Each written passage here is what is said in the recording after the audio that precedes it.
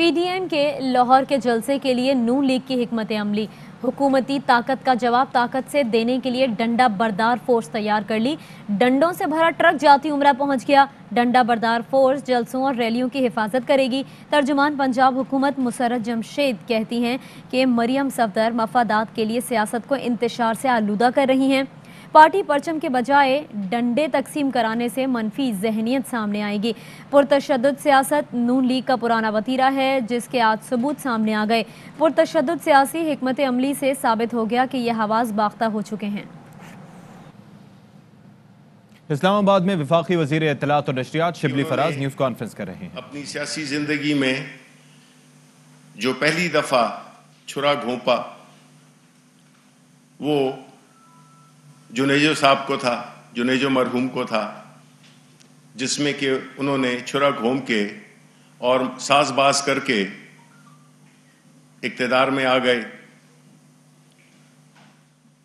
پھر انہوں نے جنرل ضیاء کے مشن کو آگے بڑھانے کی کوشش کی اور اس میں جو ان کا کردار رہا وہ بھی سب کے سامنے ہے۔ پھر بی بی شہید کے خلاف آئی جی آئی کے پلیٹ فارم سے کیا کیا القابات سے ان کو نوازا گیا، غداریوں کے سرٹیفکیٹ بانٹے اور مخالفین کو انگریزوں کے کتے نہلانے کی بات کی۔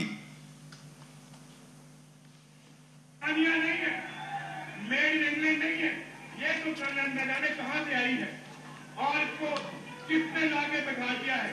آج بھائی خاموش ہے اور آج پورے پاکستان کی تباہی و بربادی کر رہی ہے یہ عورت۔ اور میں آپ کو بتا دیتا ہوں، سن لو میری بات۔ اسمبلی میں جب ہم نے بات کی تو میں نے کہا تم نے یہ بات کہی تھی بینری بھٹو کہ تم نے ہندوستان کی مدد کی تھی ہندوستان کو ٹکڑے ٹکڑے ہونے سے بچانے کے لیے، اور سکھوں کے خلاف تم نے ان کی مدد کی تھی۔ کہتی ہاں میں نے مدد کی تھی اور میں نے جو کہا میں نے سب کہا، میں آج بھی کہتی ہوں میں نے مدد کی۔ ہم یہ برداشت نہیں کر سکتے اور چونکہ بینری بھٹو اور فاروق لغاری 11 ستمبر تک استعفا دے، یہ مطالبہ آپ کا بھی مطالبہ ہے یا نہیں ہے؟ یہ پوری قوم کا ان کی صدارت کے منصب کے اوپر بیٹھا ہوا ہے۔ یہ پاکستان کا سب سے بڑا بددیانت انسان ہے اور انگریزوں کے کتے نہلانے والے لوگ ہیں۔ انگریزوں کے کتے نہلانے والے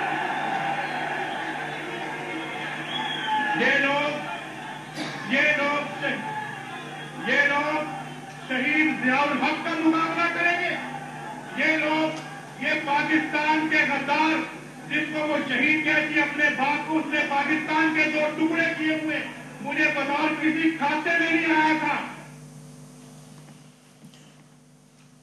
بلاول بھٹو شاید یہ بھول گئے ہیں کہ موصوف نے ان کی والدہ کے ساتھ جب وہ وزیر اعظم تھی اور یہ وزیر اعلیٰ پنجاب تھے کس قسم کا سلوک روا رکھا، کس طرح سے ان کے بارے میں پارلیمنٹ میں گندی زبان استعمال کی، جو کہ میں یہاں پہ کہہ بھی نہیں سکتا۔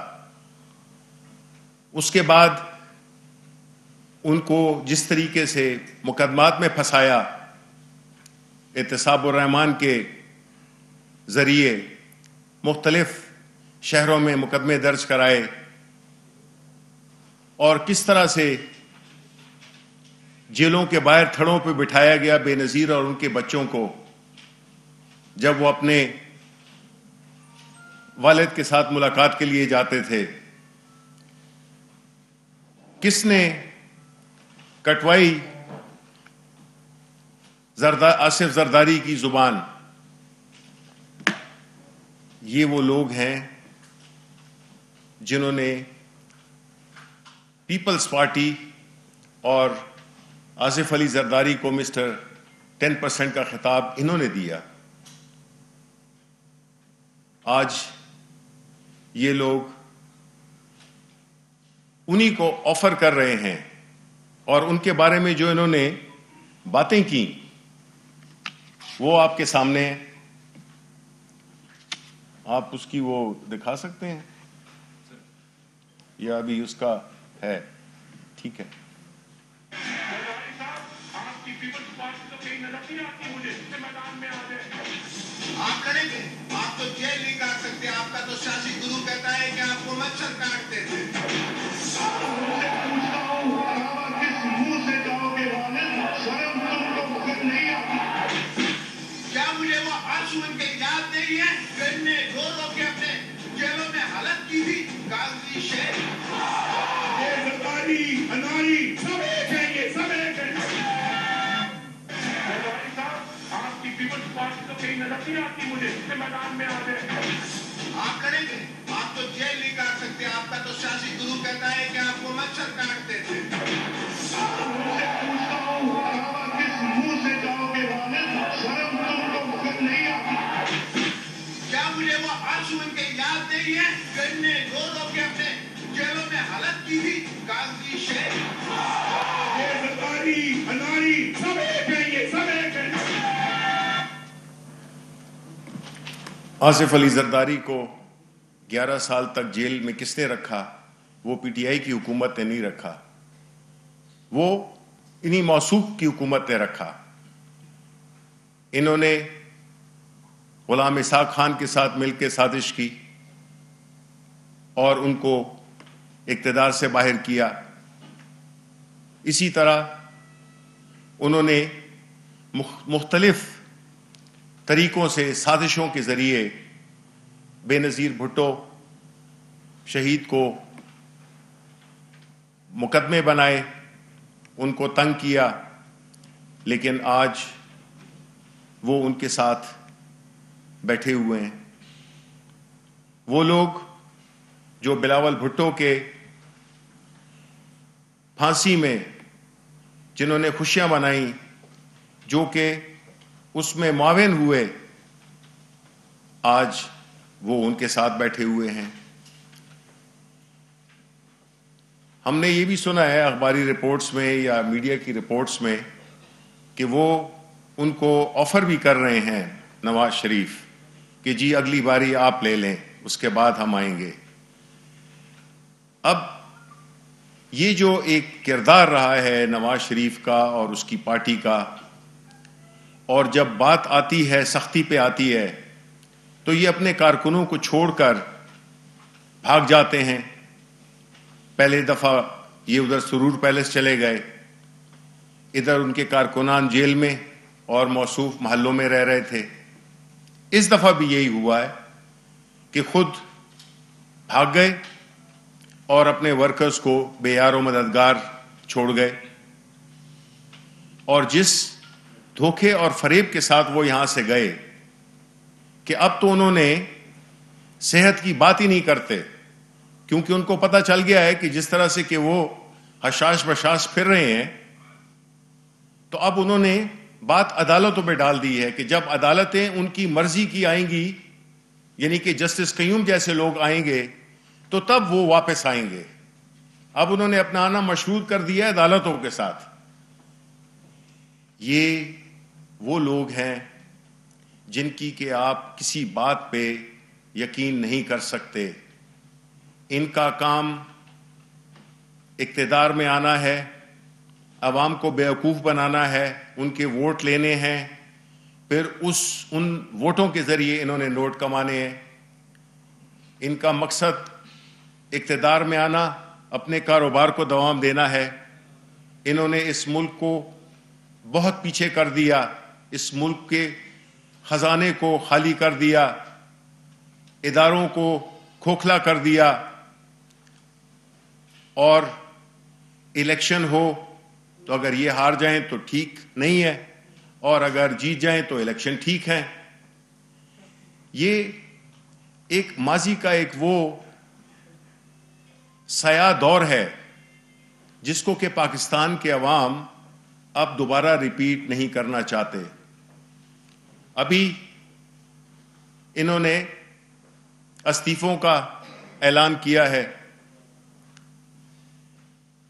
یہ استعفے جو ہوتے ہیں وہ آخری کارڈ ہوتا ہے. بوکھلاہٹ میں بغیر کسی کنسنسس کے, بغیر کسی حکمت عملی کے انہوں نے استعفوں کا اعلان کر دیا. اب جب استعفیٰ دینے کی بات آ رہی ہے تو پیپلز پارٹی کا اپنا موقف ہے. انہوں نے فرمائشی استعفے اپنے پاس جمع کرا دیے ہیں کیونکہ ان کو معلوم ہو گیا ہے کہ ان کا جو یہ بلیک میلنگ کا جو ایک طریقہ کار ہے جس میں کہ انہوں نے آخری پتہ بہت پہلے کھیل لیا ہے, ان کو شرمندگی کے علاوہ اور کچھ نہیں ملے گا. جس طرح کہ پرائم منسٹر عمران خان نے کہا تھا کہ یہ ان راستوں سے ہم گزر چکے ہیں, یہ اپنے آپ کو ایک بند گلی میں لے گئے ہیں جس میں کہ ان کو کوئی راستہ ملنے والا نہیں ہے. ان کو یہ نہیں معلوم کہ اتنی بڑی رسک لے کر اتنی ایک خود غرضی پہ مبنی, ایک نفرت پہ مبنی, جس طرح کہ مریم نواز کی جو تقاریر ہوتی ہیں جس میں سے کہ وہ صرف زہر اگلتی ہیں کیونکہ وہ سمجھتی ہیں کہ یہ ان کا پیدائشی حق ہے کہ وہ اقتدار میں آئیں اور عوام کو بیوقوف بناتی رہیں اور عوام کے وسائل کو لوٹتے رہیں. اور یہ دوسری قسط ہے ان نوسربازوں کی جو کہ اس پہلے اس ملک کو لوٹ کے چلے گئے اور اب یہ دوسری نسل ہے. ان کے جو بھی جلسے کر رہے ہیں اس سے ہی ظاہر ہوتا ہے کہ یہ کتنے خود غرض لوگ ہیں. انہوں نے عوام کی صحت کو خطرے میں ڈالا ہے. یہ گلی گلی پھر رہے ہیں اور لوگوں کو اس بات پہ آمادہ کر رہے ہیں کہ ان کے جلسوں میں آئیں. کورونا جیسی صورتحال میں بھی ان کو کچھ پرواہ نہیں ہے. اتنے اقتدار کی کشش میں اتنے اندھے ہو چکے ہیں کہ ان کو کسی چیز کی پرواہ نہیں ہے کہ لوگوں کے ساتھ ہوگا کیا, ملک کے غریبوں کے ساتھ کیا ہوگا, معیشت کے ساتھ کیا ہوگا اور کتنی تکلیف ہوگی ہمارے ملک کے اندر. ان کی یہ کوشش انشاءاللہ جس طرح کہ پشاور میں اور مختلف اور جگہوں پہ ناکام ہوئی ہے اس میں بھی یہ ناکام ہوں گے. لیکن ہماری فکر نہ ان کی استعفوں کی ہے, دیں استعفے. ہم ان کی بلیک میلنگ میں نہیں آئیں گے. ابھی استعفوں کا اعلان کیا ہی ہے کہ ابھی پھر آہستہ آہستہ پیچھے ہٹ رہے ہیں, بار بار اب موقف کو بدل رہے ہیں. اس سے ظاہر یہی ہوتا ہے کہ ان کی نہ تو کوئی حکمت عملی تھی, نہ ان کے پاس کوئی پروگرام ہے, نہ عوام کے لیے کوئی پروگرام ہے. اگر ہوتا تو پچھلے 40 سال سے برسر اقتدار تھے. کیا کر لیا انہوں نے اس ملک کو سوائے اس کے کہ قرضوں میں ڈبویا, ہیومن ریسورس کو عوام پہ کچھ خرچہ کیا ہی نہیں, نہ صحت پہ نہ ایجوکیشن پہ, صرف سڑکیں اور پل بنانے کی باتیں کی کہ اس میں کمیشن ملتا تھا. جو قابل لوگ تھے وہ ملک سے چلے گئے اور اب یہ جو بچا کچا ہے اس کو بھی لوٹنے کے لیے سازشیں کر رہے ہیں. میں یہ سمجھتا ہوں کہ لاہور کے عوام, پاکستان کے عوام ان کی ماضی سے بھی باخبر ہیں اور ان کو یہ بھی پتہ ہے کہ ان پہ اعتبار نہیں کیا جا سکتا. یہ وہ لوگ ہیں جو اپنے اقتدار کے حصول کے لیے نہ ان کا دین ہے نہ ان کا ایمان ہے. ان کا جو ایمان ہے وہ پیسہ ہے اور اس کے حصول کے لیے یہ کچھ بھی کر سکتے ہیں. انشاءاللہ ان کو ناکامی ہوگی اور انہوں نے یہ سوچا نہیں کہ ان کی سیاست ختم ہونے جا رہی ہے. یہ اللہ تعالیٰ کا نظام ہے کہ آپ سے ہی کوئی ایسی حرکت سرزد ہوتی ہے, ایسے راستے پہ چل پڑتے ہیں جس سے کہ آپ اپنے لیے تباہی کا راستہ کھول رہے ہوتے ہیں. اور یہ جو کیمپین چل رہا ہے اس کا انجام بھی یہی ہوگا اور عوام انشاءاللہ دیکھے گی کہ کس یہ اپنے. ابھی وقت ہوا ہے بریک کا, ہمارے ساتھ رہیے.